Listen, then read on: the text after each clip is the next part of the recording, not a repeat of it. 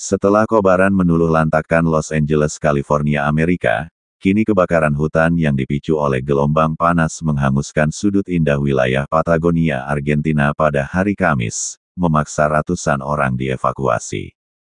Angin kencang dan suhu tinggi memicu kobaran api yang membakar padang rumput dan hutan di dekat desa terpencil Ipuen, mengubah kawasan hutan belantara yang masih asli menjadi reruntuhan yang membara. Kebakaran membesar dengan cepat kemarin karena kondisi cuaca yang sangat panas. Kobaran api melalap area sekitar 20.000 lapangan sepak bola hanya dalam waktu 5 jam pada hari Rabu. Sekitar 200 rumah dan sebagian sekolah hancur dalam kebakaran tersebut dan ratusan orang dievakuasi.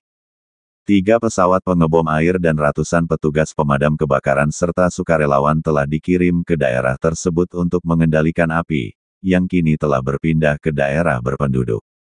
Badan Meteorologi Nasional Argentina menyatakan 17 dari 23 provinsi di negara itu menderita suhu ekstrim.